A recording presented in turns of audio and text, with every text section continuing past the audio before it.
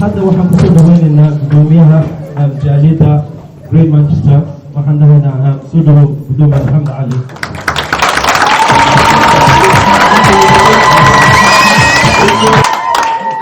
muhiimadda waxa weeye in shirkaani iyo shirarka faraha badan ee ka dhacaya caalamka oo dhici doona bil kasta oo March ah wixii hadda ka dambeeya maalin walba bil kasta oo March sanad walba dhici doona in aan u aqoonsanay inuu yahay maaragtay Ogaden Women Day oo runtii aan hadda kadib u dabaaldegi doono nasiib wanaag sanadkan UK waxa qaadatay in lagu qabto Manchester marka shirkaani hadda maanta halkan ka dhacay Manchester wuxuu mataqaanaa uu ka wakiil yahay dhammaan UK ayuu ka wakiil yahay oo marka halka lagu qabanayo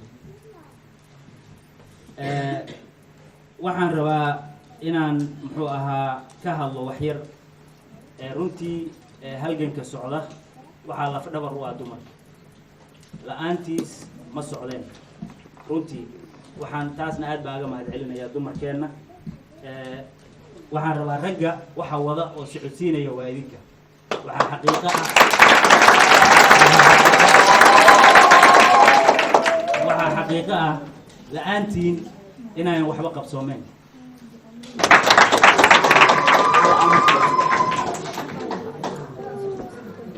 Our precious mothers, the ones who get killed, the ones who die early, and the ones that suffer the most pain. The armies invade, and all they say is we killed, and we still get no gain.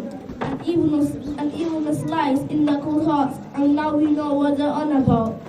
They only hate, no love, they don't appreciate, just more hate. That infects love families or friends. They just care about money and themselves.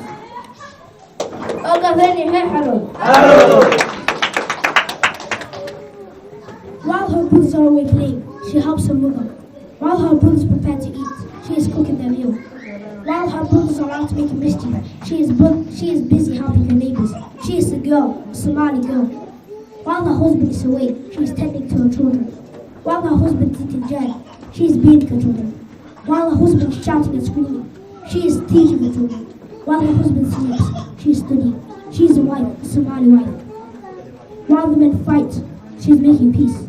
While the men disappear, she is providing a living for her family. While the men talk, she delivers.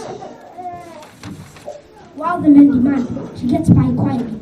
While the men are visible, she lives in their shadow. She is a mother, a nation's mother.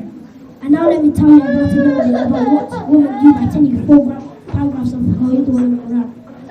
Habeen goor u batay, aanihii bayna gu horto, horaadkay noo digto, darkii bayna wiisaya, Hoyod Women Quran. Oloosha doon xif uran, adiga ka xaqabtid, guri maa xawaysatee, Hoyod Women Quran.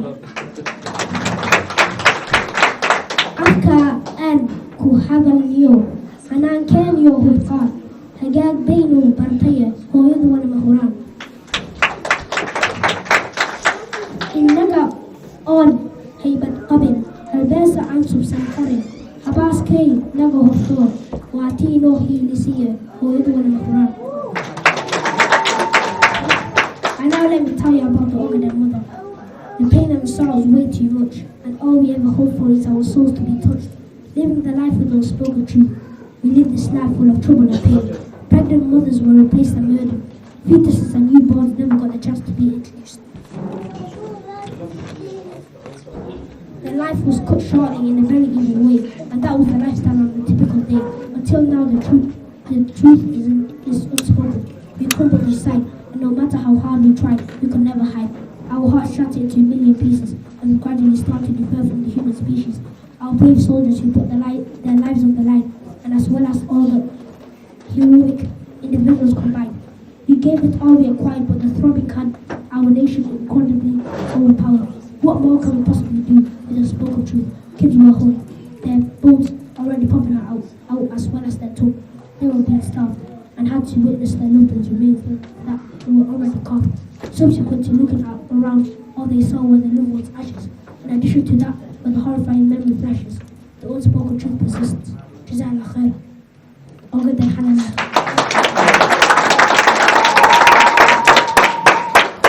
Assalamu alaikum wa rahmatullahi wa barakatuh. أنا حمزة الدهان.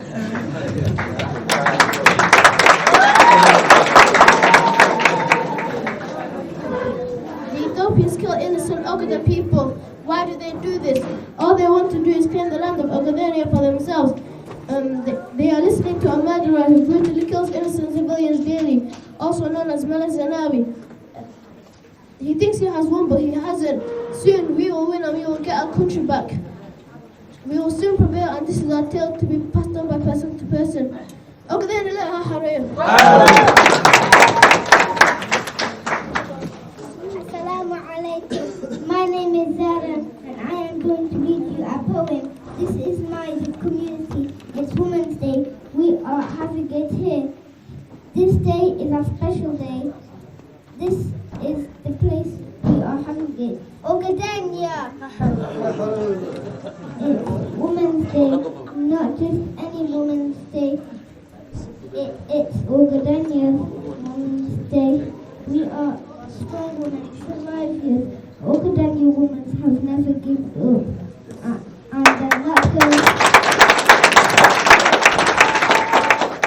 And they're not going to give up today. Thank you for listening to my poem.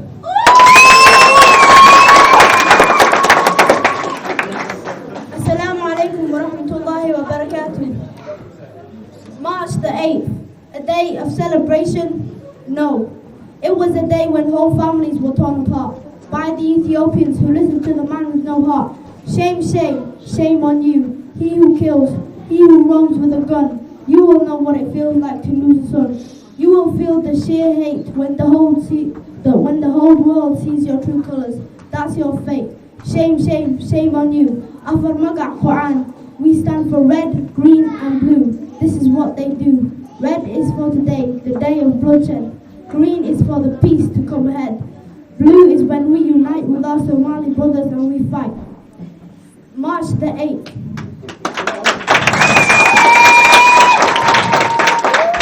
A day of remembrance. A day when we show Meles Zenawi, the man with the small heart and the big head.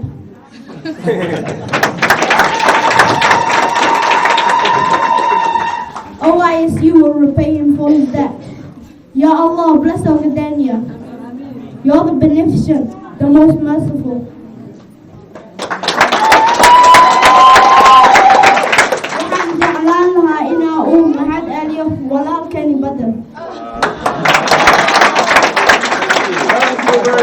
waxaa kasoo qayb galay dhalinyaro yaroo aad mataqaana u firfircoon gabayo meesha kasoo jeediyey waxma nooga sheegi kartaa qaabka usoo qaban qaabiseen dhalinyaradaas aad baan ku salaamaya walaal ilaa bahada ilays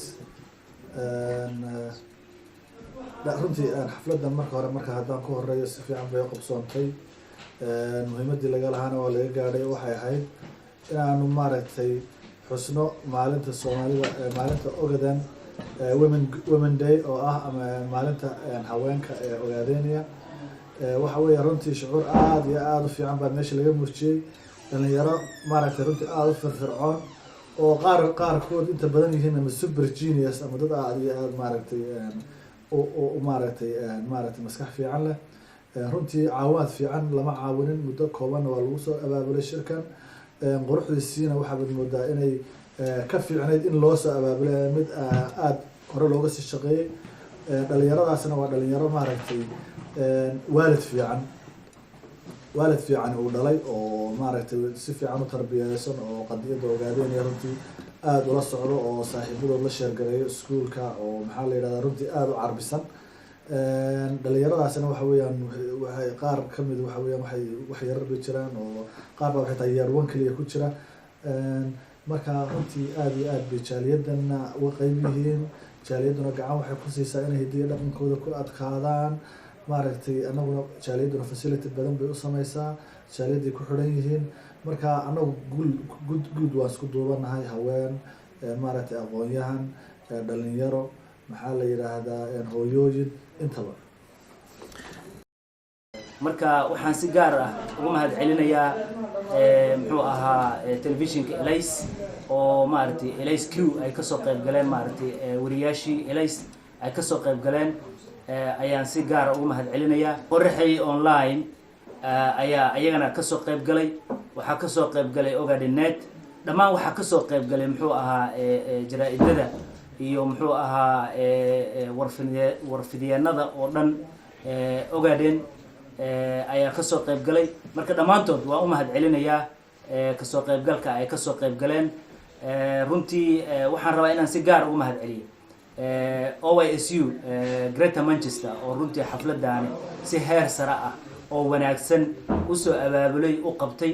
sidoo kale waxaan u mahad celinayaa muxuu ahaa ururka haweenka Ogaden Community of Greater Manchester oo runtii aad iyo aad suurtagelinta iyo maaragtay qabashada shirkaani aad iyo aad u suurtageliyey. iyo gaar ahaan waxaan u mahad celinayaa muxuu ahaa jaaliyadda Manchester dhammaan, khaasatan waxaan u mahad celinayaa muxuu ahaa guddiga ayaan u mahad celinayaa. marka xafladdaana si wanaagsan ayay u dhacday. wallaahi walaalo shucuurtayda waa iska bariga dhexe waaye, sababtoo ay dad walaalaheen oo maalin walba la gumaysto dhibaato ku jiro, gabdhihii ogaadeenya u dhashay oo dhan dhibkoodii iyo dhibaatadoodii baan mar walba daawanaynaa. farxad ma qabno, waxa aan barnaamijkan u samayna baroor diiq un weeye, ma ogiyo farxad iyo damashaad nagama aha. marka waxaan leeyahay ogaadeenya dhibka Allah ka saaro. waxaad ka mid ahayd gabdhihii ka hadlay shirka maanta, bal gabaygii aad meesha ka akhriday waxaad noogu soo celin kartaa walaaliya? gabaygii walaalow adeerkay heelaalee tiriyey, waan ka xumahay inaan miraha ka qaldo, laakiin wuxuu ahaa ayadoo gumaystiga ka jirin dunida guudkeeda, gaboodiga aan kaa degan waxaa gurada kaa saaray, odaga goyoonayn marnaba waa gabaanimo ka gilgilo, gumaystuhu ma ahan guud kaa baxay.